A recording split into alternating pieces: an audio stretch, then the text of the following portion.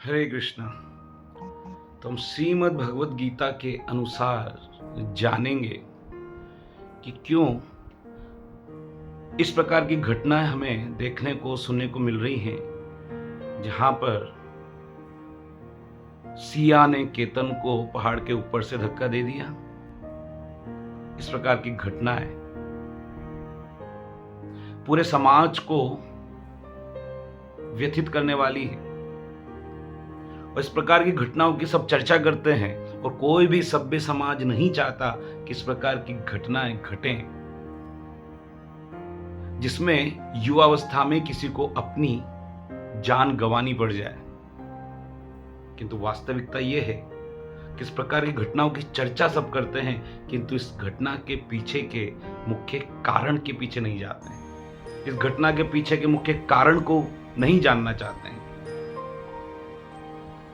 तो आज हम भगवत गीता से जानेंगे कि इस प्रकार की घटनाओं का कारण क्या है। श्रीमद् भगवत गीता के दूसरे अध्याय के श्लोक क्रमांक 62 और 63, 62 व 63 में भगवान श्री कृष्ण ने अपराधी प्रवृत्ति किस प्रकार से व्यक्ति के अंदर हावी होती है और किस प्रकार से व्यक्ति की चेतना का पतन होता है, उसके 8 स्टेप बताए हैं कि किस प्रकार से व्यक्ति की चेतना पतित होते होते होते होते अपराधी प्रवृत्ति की हो जाती है। ध्यायतो विषयान् पुंसः संगस्तेषुपजायते, संगात संजायते कामा, कामात् क्रोध विजायते, क्रोधात् भवति सम्मोहः, सम्मोहात् स्मृति विभ्रम, स्मृति भ्रंशात् बुद्धिनाशो, बुद्धिनाशात् प्रणश्यति। ध्यायतो विषयान् पुंसः, अर्थात कि जब व्यक्ति विषयों का चिंतन करता है, विषय किसे कहा जाता है? इंद्रियों को प्रिय लगने वाली वस्तु को विषय कहा जाता है। जैसे आंख का विषय है देखना, कान का विषय है सुनना, जीभ का विषय है स्वाद लेना, त्वचा का विषय है स्पर्श करना, नाक का विषय है गंध लेना। यह है ज्ञानेंद्रियों के 5 विषय। जब इन 5 विषयों पर चिंतन बहुत ज्यादा बढ़ जाता है और आज का पूरा समाज केवल इन 5 विषयों की ही तो मार्केटिंग कर रहा है। आज का पूरी इंडस्ट्री, पूरी सोसाइटी केवल और केवल इन 5 प्रकार के विषयों को, सेंस ऑब्जेक्ट को ही जीवन का लक्ष्य बना करके प्रचारित कर रही है। चाहे हमारा फिल्मी जगत हो, जो कि एक बहुत ही काल्पनिक दुनिया प्रस्तुत करता है अपरिपक्व युवाओं के समक्ष, जहां पर एक गर्लफ्रेंड होनी चाहिए, जहां पर एक बॉयफ्रेंड होना चाहिए, वैसे ही ये शरीर की इंद्रियां अपने विषय की ओर भागती हैं और फिर फिल्मों में, टीवी में, मोबाइल में, मीडिया में इन्हीं चीजों को अधिक प्रचारित किया जाता है। वैसे ही इंद्रियां अपने विषयों की ओर भागने वाली हैं। नहीं भी प्रचारित करोगे तो भी भागेंगी। क्या कभी किसी को ये ट्रेनिंग दी जाती है कि कैसे उसको विपरीत लिंगी के प्रति आकर्षित होना है? इसकी कोई ट्रेनिंग होती है? नहीं होती ना। तो जो इंद्रियां स्वतः ही अपने विषय की ओर भागने ही वाली हैं, उन्हें अनावश्यक प्रचार के द्वारा और अधिक वेगवान बना दिया जाता है और इस प्रकार की काल्पनिक दुनिया युवाओं के समक्ष रच दी जाती है। आपके जीवन का एकमात्र उद्देश्य केवल विषयों का भोग करना है। यदि आपके जीवन में सुंदर स्त्री ना हो, आपके जीवन में सुंदर पुरुष ना हो, आपके जीवन में बहुत सारा धन ना हो, तो आपका जीवन व्यर्थ है। अब पूरा समाज, पूरी इंडस्ट्री, पूरा मार्केट केवल इन सेंस ऑब्जेक्ट विषयों के प्रचार में ही व्यस्त है। माता पिता भी बच्चे को यही सिखाते हैं, बेटा जीवन में धन नहीं होगा तो कुछ भी तुम प्राप्त नहीं कर पाओगे, तुम सुखी ही नहीं रह पाओगे। जब चारों ओर इसी प्रकार का वातावरण बना हुआ है, खास करके अगर इस केस की हम बात करें, तो स्वाभाविक है कि कोई भी लड़की के लिए एक ऐसा लड़का वो कल्पना करेगी कि एकदम राजकुमार की समान होना चाहिए, जिसके बाल सिल्की हों, गंजा नहीं होना चाहिए, उसके बाल उड़े हुए नहीं होने चाहिए। जो बोले तो ऐसा बोले जैसे कोई शेर की दहाड़ हो, जो दिखे तो ऐसा दिखे कि सुंदर से सुंदरतम हो। इस प्रकार की कल्पना लड़की करके रखती है और ऐसी ही कल्पना लड़का करके रखता है कि सुंदर अप्सराओं को भी मात देने वाली सुंदरता मेरी गर्लफ्रेंड में या होने वाली पत्नी में होनी चाहिए। तो ये हो गए विषय। अब पूरा समाज चूंकि इन्हीं विषयों के ही चिंतन में लगा हुआ है और इसी प्रकार का वातावरण समाज में बना हुआ है कि बच्चा जब जैसे ही बड़ा होने लगता है उन्हें इन्हीं विषयों की ओर प्रेरित किया जाता है। जब नौकरी मिलेगी तो क्या होगा, बदन पे सूट होगा, पाँव में बूट होगा, हाथों में गोरी का हाथ होगा। इस प्रकार के गानों को, इस प्रकार के दृश्यों को, इस प्रकार के शब्दों को सुन सुन करके एक बच्चा बड़ा होता है। फिर वो जब स्कूल में जाता है, कॉलेज में जाता है, धीरे धीरे जब उसकी इंद्रियां वेगवान होने लगती हैं और आज का पूरा समाज भी इन्हीं चीजों को ही सपोर्ट करता है, तो उसे लगता है कि मेरे जीवन का उद्देश्य तो यही है, इंद्रियों का भोग करना। इन्हीं विषयों का चिंतन चलता रहता है, चिंतन चलता रहता है। ध्यायतो विषयान पुंस, और चिंतन करते करते इन विषयों को प्राप्त करने की उसकी जिजीविषा, उसकी इच्छा और अधिक बढ़ जाती है। तो फिर वो संग करना चाहता है। संगस्ति सुपजायते, जब चिंतन होगा तो संग करने की इच्छा होगी, और जब वो विषय उसको प्राप्त हो जाए, जो विषय उसको प्राप्त हो जाए तो संगात संजायते काम, संग से काम उत्पन्न होता है, लस्ट उत्पन्न होती है।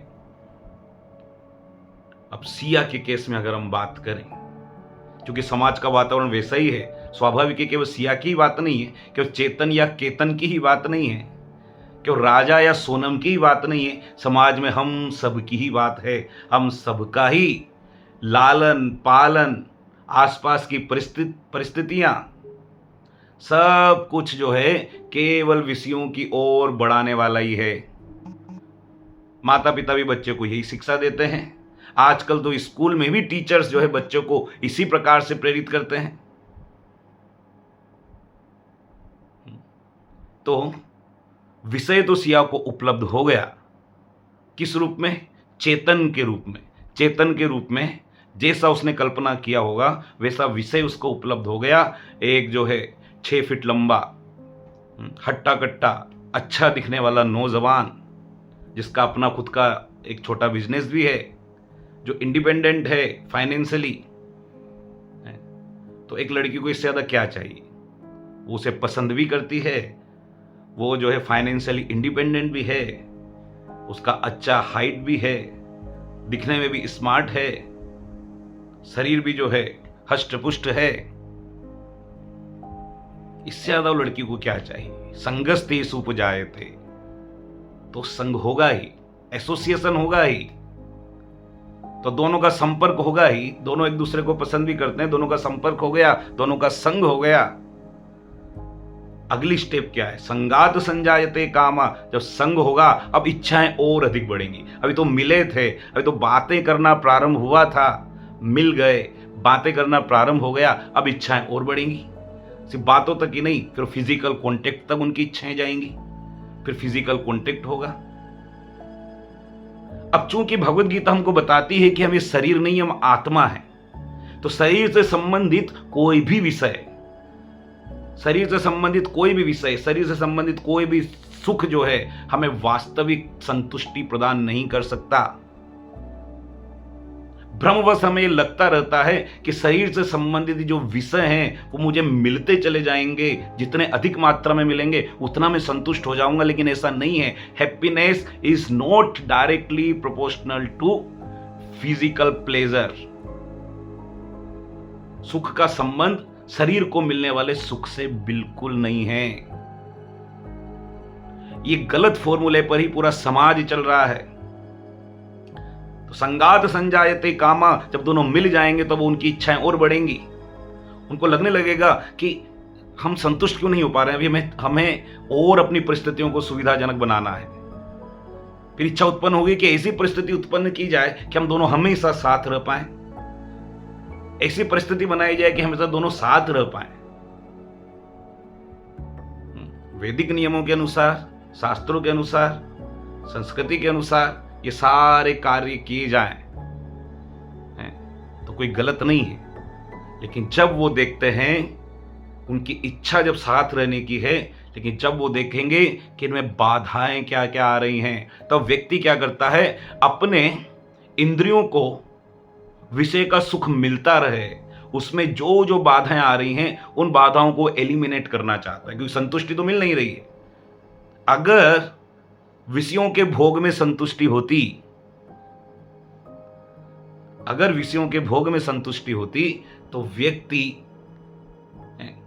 गलत कार्य के प्रति कभी प्रेरित नहीं होगा, क्योंकि विषयों के भोग में संतुष्टि मिल नहीं पाती है। लेकिन वो एक गलत फॉर्मूला अपने माइंड में सेट किया हुआ है कि विषय जब परमानेंट हो जाएंगे, प्रोमिनेंट हो जाएंगे मेरी लाइफ में, जब ये परिस्थिति प्रोमिनेंट हो जाएगी, स्थिर हो जाएगी, तभी मैं संतुष्ट हो पाऊंगा। तो अपनी उस स्थिति को और अधिक दृढ़ करने के लिए व्यक्ति क्या करता है, उस स्थिति को दृढ़ बनने में आने वाली बाधाओं को दूर करने में लग जाता है। जब मेरी बाधाएं दूर हो जाएंगी तब मैं और अच्छे से आनंद ले पाऊंगा, और अच्छे से सुखी रह पाऊंगा। और एक काल्पनिक दुनिया वो बना करके रखता है, और उसकी उस काल्पनिक दुनिया में जो जो बाधाएं उसको लगती हैं उनको एलिमिनेट करने में लग जाता है। संगात संजायते काम, जब संपर्क हो गया, संग हो गया, तो उससे काम, उससे लस्ट और अधिक उत्पन्न हो जाता है, क्योंकि हृदय तो संतुष्ट हो नहीं पा रहा है। अब वो बाधाओं को दूर करने में लग जाता है। संगात संजायते काम, कामात क्रोध भी जायते। हृदय तो संतुष्ट होगा नहीं, हृदय कभी काम से संतुष्ट नहीं हो सकता, हृदय कभी लस्ट से संतुष्ट नहीं हो सकता, हृदय कभी शरीर की इंद्रियों के मिलने वाले भोग से कभी हृदय संतुष्ट नहीं हो सकता। तो फिर क्या होगा, कामात क्रोध भी जायते, संतुष्टि हृदय में है नहीं। दोनों अपनी स्थिति को प्रोमिनेंट बनाना चाहते हैं, हृदय संतुष्ट भी नहीं है। अब क्या होगा, जो बाधाएं आ रही हैं वो बाधाएं क्या करेंगी, क्रोध उत्पन्न करेंगी। हृदय संतुष्ट हो नहीं पा रहा है, इच्छाएं हैं लगातार बढ़ती जा रही हैं कि हम इस स्थिति को प्रोमिनेंट बनाना चाहते हैं, हम दोनों सुखी रहें, एक दूसरे का भोग करके हम सुखी बने रहें। अच्छा, इसमें एक एंगल है कि आप एक दूसरे का भोग करके सुखी रहना चाहते हो तो आप अपनी नई परिस्थिति बना लो, उस स्थिति से अपने आप को एलिमिनेट कर लो, वहां से चले जाओ, भाग जाओ। लेकिन उसमें भी एक लालच है, अगर चले गए, भाग गए, तो बिजनेस से मिलने वाली जो सुविधाएं हैं, बिजनेस से मिलने वाला पैसा है, वो वाला सुख तो छीन ही जाएगा, वो वाला सुख तो रह जाएगा ना। सिया को भी उसके पिताजी ने बिजनेस सेट कर करके दिया, चेतन भी अपने घर का बिजनेस संभाल रहा है। अगर दोनों उस स्थिति से बाहर निकल जाते हैं, भाग जाते हैं, तो ये बिजनेस से मिलने वाले जो पैसे का सुख है वो छूट जाएगा, और व्यक्ति इंद्रियों को मिलने वाले सुखों को त्याग नहीं सकता। तो कामात क्रोध भी जाए, तो उसे क्रोध में वृद्धि होती जाती है, कैसे बाधा को दूर करूं, कैसे बाधा को दूर करूं। और बाधा इस केस में सबसे बड़ी कौन है, केतन है। अब चूंकि लड़की ने पहले ही समाज के वातावरण, बॉलीवुड के काल्पनिक फिल्मों और बॉलीवुड के गानों के अनुसार पहले ही जो उसको परफेक्ट लगा, अपने शरीर के भोग के लिए, अपनी इंद्रियों की तुष्टि के लिए, वो व्यक्ति उसने पहले से चुना हुआ है। अब उसकी तुलना में दूसरा व्यक्ति अधिक धनवान जरूर है, लेकिन दूसरा व्यक्ति गंजा है, दूसरा व्यक्ति हकलाता है, तो उसकी तो सपनों की दुनिया धराशायी हो गई ना। अब तो ये सबसे बड़ी बाधा लगने लगा कि जब तक ये बाधा दूर नहीं होगी तब तक मैं मेरे हीरो, तब तक मैं मेरे कल्पनाओं के राजकुमार के साथ सुखपूर्वक कैसे रह पाऊंगी। और उसको भी, चेतन को भी यही बाधा लगने लगी कि बड़ी मुश्किल से जिस प्रकार की सुंदर लड़की मैं चाहता था और जिस प्रकार की मैं ख्यालों में लड़की के बारे में सोचा करता था, वो बड़ी मुश्किल से मुझे मिली है। अब ये भी हाथ से निकल जाएगी तो क्या होगा? दोनों की समस्या एक, दोनों की बाधा एक, वो है केतन। तो कामात क्रोध भी जाए थे, वो लस्ट जो है, जो कि हृदय को तो संतुष्ट करती नहीं है, क्रोध को बढ़ाती जाती है कि बाधाओं को दूर करो। शायद इस बाधा के कारण हम संतुष्ट नहीं हो पा रहे हैं, शायद इस बाधा के कारण हम आनंदित नहीं हो पा रहे हैं। अब बाधा को दूर करने में लग जाएगा क्रोध। क्रोधात भवति सम्मोहा, और फिर क्या होगा? वही क्रोध जो है और अधिक अटैचमेंट, जितनी बड़ी बाधा आएगी उतना ही व्यक्तियों का अटैचमेंट और बढ़ जाएगा कि अब तो हम एक दूसरे को छोड़ेंगे ही नहीं, अब तो ये 7 जन्मों का साथ हो जाएगा, अब हम एक दूसरे को पाने के लिए कुछ भी करेंगे। सम्मोह, डीप अटैचमेंट हो जाएगा। ऐसा अटैचमेंट कि अब चाहे कुछ भी संसार कहे, चाहे सही माने या गलत माने, अब वो अटैचमेंट इतना डीप हो गया है कि अब वो अटैचमेंट को तोड़ना केवल समझा करके, नीति से, ज्ञान से संभव नहीं है। फिर होगा क्या? सम्मोहात स्मृति विभ्रम, और उस डीप अटैचमेंट के कारण व्यक्ति की स्मृति भ्रमित हो जाएगी। स्मृति अर्थात रिमेम्बरेंस उसकी समाप्त हो जाएगी, भ्रमित हो जाएगी। कैसे?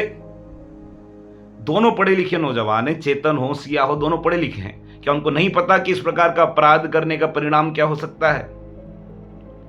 क्या उन्होंने अपने जीवन में इस प्रकार के इतिहास में इस प्रकार की घटनाओं को सुना या देखा नहीं होगा कि उसका अंत परिणाम क्या निकलता है? कितने ही परिवार बिखर जाते हैं, जीवन पूरा अवसाद में बीत जाता है, लेकिन ये स्मृति, ये रिमेम्बरेंस उस समय समाप्त हो जाती है। किसके कारण? सम्मोहात स्मृति विभ्रह, वो डीप अटैचमेंट के कारण वो रिमेम्बरेंस ही चली जाती है, वो ज्ञान ही लुप्त हो जाता है। और भगवत गीता के 3 अध्याय के 39वें श्लोक में भगवान बताते हैं, ज्ञानिनाम नित्यवीरिणा, ये जो काम है, ये जो लस्ट है, ये ज्ञान को हर लेती है। चाहे कोई भौतिक रूप से कितना ही पढ़ा लिखा व्यक्ति क्यों ना हो, उसका भी ज्ञान चला जाता है जब हृदय के अंदर लस्ट और काम जागृत हो जाता है। इसलिए यह मैटर नहीं करता है कि व्यक्ति भौतिक रूप से पढ़ा लिखा है या गंवार है, कोई भी इस प्रकार के अपराध कर जाता है, क्योंकि उसका ज्ञान समाप्त हो जाता है। किसके कारण? बहुत अधिक है लस्ट के कारण। जब काम अग्नि हृदय में बढ़ जाती है, दुष्पुरेणेन अनलेन च, काम रूपी भयंकर अग्नि जब जागृत होती है तो ये काम जो है व्यक्ति के ज्ञान को आच्छादित कर लेता है। आवृतम ज्ञान में तेन ज्ञानिनाम नित्यवीरिणाम, और यही इन दोनों के साथ हुआ। दोनों की रिमेम्बरेंस को, दोनों के ज्ञान को काम ने, लस्ट ने ढक लिया। ऐसे लस्ट ने, जो लस्ट, जो काम, जो वासना कभी हमें संतुष्ट कर नहीं सकती, क्योंकि हम आत्मा हैं। आत्मा की संतुष्टि केवल और केवल सत्कार्यों में है, दूसरों की सेवा में है, दूसरों की सहायता में है, त्याग में है। इनमें आत्मा की संतुष्टि है। आत्मा की संतुष्टि कभी स्वार्थ में, कभी वासना में, कभी काम में है ही नहीं।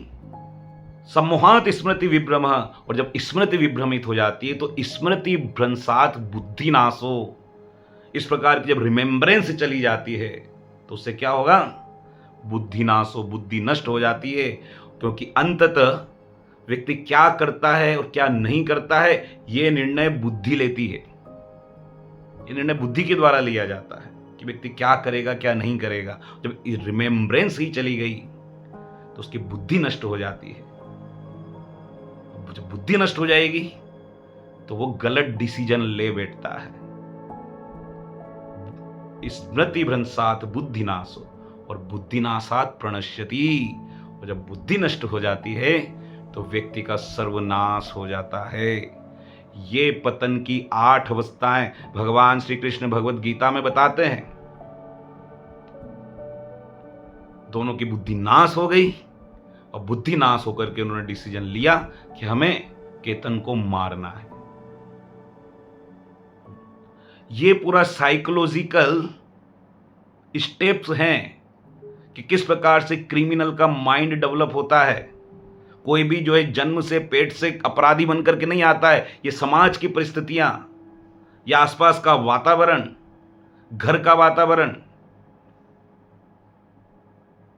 पूर्व जन्म के प्रारब्धों का तो कुछ रोल होता ही है, लेकिन मुख्य रोल होता है समाज का वातावरण, जो व्यक्ति के विवेक को विकसित करने में योगदान देता है कि किसका विवेक कितना विकसित होगा। तो केवल ये एक घटना नहीं है, कितनी घटनाएं हो चुकी हैं और कितनी घटनाएं होंगी। कोई कह सकता है कि नहीं, कानून जो है बड़ा मजबूत बनाओ, बड़ी पक्की सजा दो। कितनी पक्की सजा दे लो, जब काम हावी होता है ना हृदय में, तो सबसे पहले ज्ञान को लुप्त करता है। जब डीप अटैचमेंट हो जाता है ना, तो व्यक्ति की रिमेम्बरेंस, स्मृति जो है वो चली जाती है। कितनी घटनाएं पहले भी हुई हैं। क्या इन दोनों ने कभी अखबार में पढ़ा नहीं होगा? क्या कभी मीडिया में देखा नहीं होगा कि उनके परिणाम क्या हुए हैं? फिर भी तो वही कार्य इन्होंने किया, कि रिमेम्बरेंस चली जाती है। भगवत गीता में भगवान ने 8 पतन की अवस्थाएं बताई हैं। हमारे समाज की समस्या सबसे बड़ी यही है कि हम भगवत गीता की शिक्षाओं को अपनाना नहीं चाहते। समाज में ऐसी कोई व्यवस्था नहीं, परिवारों में ऐसी कोई व्यवस्था नहीं कि बचपन से बच्चों को भगवत गीता के सिद्धांतों में पारंगत करके उनके विवेक को मजबूत बनाया जाए, उनकी बुद्धि कौशल को विकसित किया जाए, उनके सोचने समझने की क्षमता को बढ़ाया जाए। समाज में अभी जो वातावरण हो गया है, आधुनिकता के नाम पे केवल विषयों के चिंतन को बढ़ाने में लगा हुआ है पूरा समाज। भोंडा नृत्य करने में, भोंडे वस्त्र पहनने में, भोंडे दृश्य देखने में, भोंडी फिल्में देखने में, पूरा समाज इसी में ही डूबा हुआ है। और फिर बाद में जाकर के जब हाय तौबा मचाते हैं, हाय हाय ऐसा कैसे हो गया, हमारे बच्चे तो बड़े अच्छे थे, उन्होंने ऐसा कैसे कर दिया। अरे आपके ही बच्चे नहीं, पूरा समाज ही इस रोग से ग्रस्त है। पूरा समाज ही नहीं, पूरा मनुष्य समाज, पूरी ये धरती, पूरी पृथ्वी पे जितने भी जीव हैं, सभी इस रोग से ग्रस्त हैं। इसीलिए तो ये धरती पे हैं। और रोग क्या है कि इंद्रियों में विषयों को पीछे भागने की प्रेरणा पहले से ही है। ये दोष इंद्रियों में पहले से ही कि इंद्रियां विषयों के पीछे भागेंगी। तो बजाय इसके कि ऐसा वातावरण बनाया जाए जहां पर इंद्रियां विषयों के पीछे भागने से उनको रोका जाए, जहां पर इस प्रकार का गलत चिंतन, सारा ये जो प्रकरण है, सारी जो समस्याएं हैं, वो प्रारंभ होती है ध्यायतो, मेडिटेट करने से, कंटेम्पलेट करने से, ध्यान से, कि उस पर चिंतन करने से। जब चिंतन विषयों पर होगा तो परिणाम यही होगा। ये दुर्भाग्य है इस समाज का कि इतना दिव्य महत्वपूर्ण ग्रंथ भगवत गीता, जो इतनी बड़ी शिक्षा हमको दे रहा है कि कैसे एक व्यक्ति की मानसिकता अपराध की ओर प्रवृत्त होती है,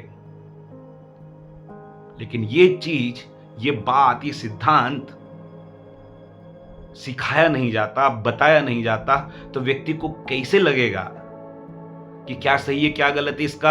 इसका जो है निर्णय वो कैसे लेगा कि क्या सही है और क्या गलत है।